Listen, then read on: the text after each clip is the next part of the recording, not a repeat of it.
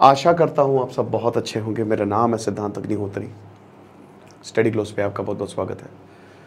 दोस्तों, ये एक बहुत ही अच्छा एडिटोरियल है टाइम्स ऑफ इंडिया का, और मेरे पर्सनल इनपुट्स भी हैं।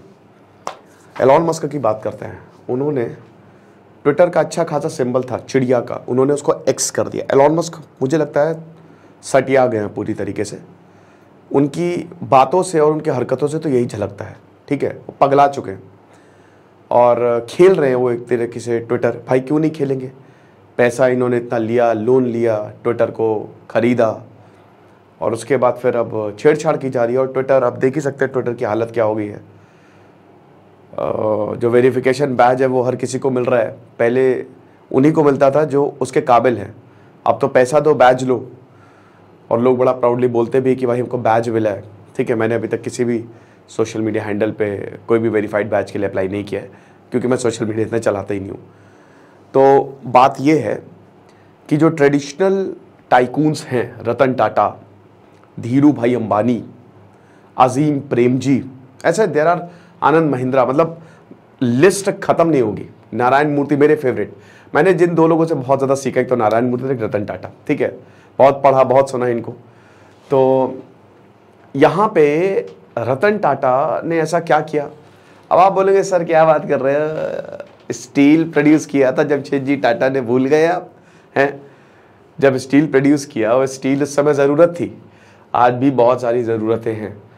बट आज के स्टार्टअप फाउंडर्स जो हैं वो वेल्थ पे चल रहे हैं। वेल्थ वेल्थ वेल्थ वेल्थ पे चलो, लेकिन वो वेल्थ आ कैसे रही है? वो वेल्थ आ रही है वैल्यूएशन से। मैक्सिमम स्टार्टअप्स, मैक्सिमम आज लॉस में है। कोई प्रॉब्लम नहीं है लॉस में जाने में, ठीक है, लेकिन बहुत सारे स्टार्टअप्स बंद होने के कगार पे है। आपको पता है, अगर इनके पीछे वेंचर कैपिटलिस्ट ना होते तो ये खत्म हो जाते। वीसीज आज सबसे बड़ा रोल प्ले करते हैं आज के स्टार्टअप में। पहले के स्टार्टअप में जो मेरी भी, मैं हमेशा ये चीज बोलता हूं, और जो हमारा भी स्टार्टअप है स्टडी ग्लोस, ठीक है, हमारा भी जो बिजनेस है, मैं हमेशा ये बोलता हूं, और मेरी वाइफ जो को फाउंडर है वो भी ये बोलती है कि यहां पे आप, जनता आपको बैक करे, ना कि कोई वेंचर कैपिटलिस्ट। नहीं, जरूरी है, बहुत जरूरी है, बट द मेन सोर्स कौन? जनता होनी चाहिए। क्योंकि ये दुनिया में हर कोई बेच रहा है और हर कोई खरीद रहा है ना? तो अगर आप जनता को टारगेट करोगे, जनता ही आपके इन्वेस्टर है, समझ रहे हो? तो यहां पे जैसे एलॉन मस्क के पास टेस्ला है, स्टारलिंक है, पेपाल है, बहुत सारी है, लेकिन वो लॉस में है। सब वैल्यूएशन का खेल है, प्रॉफिट नहीं है वो, है ना? भारत में आप देख लीजिए बायजूस के क्या हाल है, वेदांतु के क्या हाल हो गए हैं। तो भारत में भी ऐसी बहुत सारी कंपनी हैं, बहुत सारी, क्या maximum startups are in loss. Ola का क्या हाल हुआ, ओयो का क्या हाल हुआ? सिर्फ पैसा पैसा पैसा। सेकेंड पॉइंट, पहले के जमाने में बूट स्ट्रैप, जैसे हमारी जो कंपनी पूरी बूट स्ट्रैप है, हमने अभी तक फंडिंग नहीं उठाई है। हम जो कोर्सेज बेचते हैं, जैसे मैंने पर्सनालिटी डेवलपमेंट का जो कोर्स बनाया है, ये 300 रुपए का है, 300 का कोर्स है। आप समझ सकते हो, इसमें सब कुछ इंक्लूडेड है, जीएसटी सब इंक्लूडेड है। मतलब एक तरीके से 150 रुपए का कोर्स है, 150 से 200 अगर आप टैक्स हटा दो तो, और प्लेटफॉर्म फी बाकी सारी चीजें हटा दो तो आप ये समझिए कि इसमें मैंने 50 से 60 किताबों का रिव्यू किया है। आज रात 12 बजे तक वैसे इसकी सेल है। टोटल 22 लेक्चर्स हैं, एक एक लेक्चर जो है 1.5 से 2 घंटे का है। और ऐसे बहुत सारे, हम एक साइकोलॉजिस्ट को लेके आए हैं, डॉक्टर मयूरिका दास। अब हम सबको पता है कि साइकोलॉजिस्ट जो है वो एक सेशन का 1500 से 2500 चार्ज करती हैं। अब उनके कोर्स हम 300 रुपये में बेच रहे हैं, 600 रुपये में बेच रहे हैं। इससे हम क्या कर रहे हैं?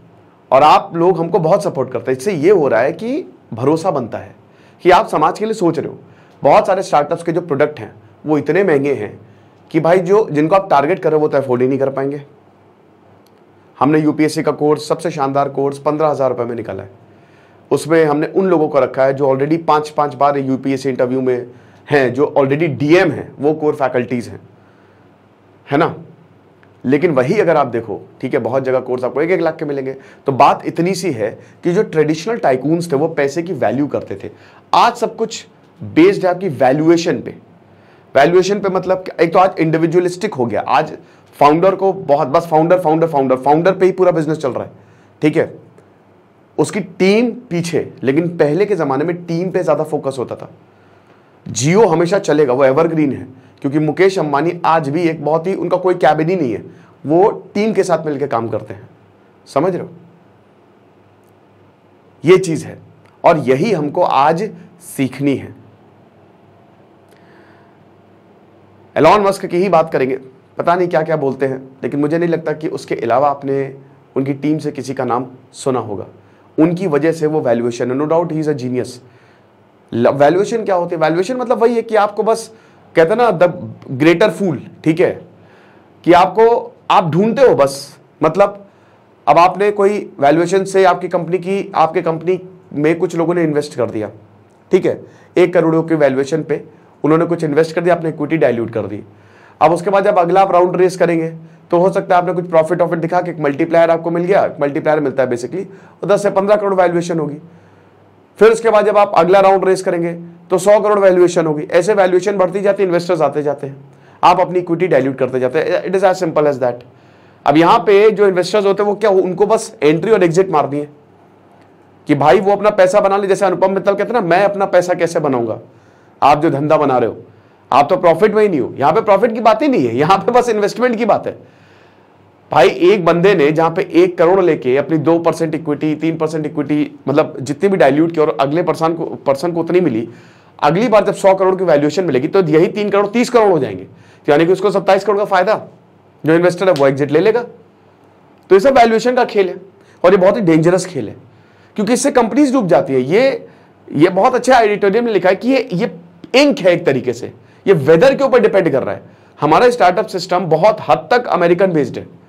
अमेरिका में पैसा छपेगा, भारत में आएगा तो स्टार्टअप बूम आएगा। अभी अमेरिका में पैसा छप नहीं रहा है, क्योंकि वहां पे भयानक इन्फ्लेशन, इंटरेस्ट रेट बहुत हाई, तो पैसे की तंगी है वहां पे, तो भारत में पैसा आ नहीं रहा है, जिसकी वजह से भारत के स्टार्टअप्स की बैंड बजी हुई है। बहुत सारे बहुत बढ़िया स्टार्टअप्स भी है, नो डाउट। जैसे मैं शार्क टैंक देखता हूं तो जबरदस्त प्रोडक्ट आते हैं, लेकिन हर कोई ये भूल जाता है कि आपका जो मेन कस्टमर है वो आपकी जनता है। आप उसको केटर करो, ठीक है, आप रेवोल्यूशन लेके आओ। मेरी सख्त एडवाइस रहती है, मेरी वाइफ की सख्त एडवाइस रहती है कि चाहे जितना भी हमको खर्चा करना पड़े, बट 400-500 से ज्यादा कोर्स ना ही रखे तो ज्यादा बेटर है। हाँ, अगर उसकी बहुत ज्यादा ऊपर कॉस्ट हो जाए तब अलग है, ठीक है। तो बात इतनी सी है कि अगर जनता खुश रहेगी तो स्टार्टअप, जनता ने मुंह मोड़ लिया, बायजूस के साथ यही हुआ, जनता लेने ही नहीं चाहती, तो आप कैसे प्रॉफिट दिखाओगे? जब जनता ने मना कर दिया, आपके फाउंडेशन ही इतने वीक हैं, तो गए। अब ये रतन टाटा ने नहीं किया। रतन, एक तो प्रोडक्ट, भाई इन्फोसिस, विप्रो आज भी चलेंगे, कल भी चल रहे थे, टीसीएस आज भी चलेगा, किसी की औकात नहीं उसको हिला दे। क्यों? फंडामेंटल बहुत स्ट्रांग है, बहुत ज्यादा स्ट्रांग है। मेरे हिसाब से, जो मेरा मानना है, जो वैल्यूज हैं वो आपकी लॉन्ग टर्म गेम है। ये एथिक्स बहुत इंपॉर्टेंट है, बहुत ज्यादा। सबसे इंपॉर्टेंट एक बिजनेस में एथिक्स है। आज कुछ भी होता है, एक बच्चे को भी अगर प्रॉब्लम होती है तो वो मेरी प्रॉब्लम है। मैं पर्सनली बोलता हूं कि भाई देखो उसको क्या दिक्कत है, क्या प्रॉब्लम आ रही है, तुरंत विद इन नो टाइम हमारी टीम चाहे मेल पे हो चाहे कॉल पे रिस्पॉन्ड करती है। कभी कभी छूट जाता है, ठीक है, बट लेकिन उसको जरूर रिस्पॉन्ड किया जाता है। लेकिन बहुत जगह नहीं है। मैंने कई बार सुना कि ऐसे बहुत सारे स्टार्टअप्स हैं, टेक कंपनीज हैं, कि वो गए, भूल गए, मतलब लेके, है ना। तो ये चीज़ बड़ी इंपॉर्टेंट है कि जो एथिकल वैल्यूज़ हैं, ये लॉन्ग टर्म गेम है, आपको एथिकल रहना पड़ेगा, वरना तो गए, है ना। बहुत सारे ऐसे मॉडल्स हैं, मैं किसी कंपनी का तो नाम नहीं लूंगा भाई, लेकिन ऐसे मॉडल्स हैं।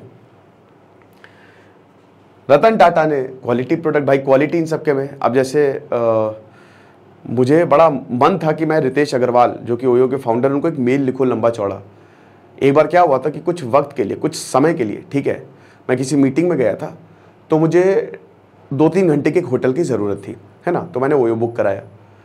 अब वो ओयो मैंने बुक कराया क्योंकि मैंने बस, मुझे आप समझिए फ्रेश होकर निकलना था वहाँ से। वो इतना रद्दी, मतलब मेरी ज़िंदगी का सबसे बेकार, सबसे वर्स्ट एक्सपीरियंस मैंने किया है ना।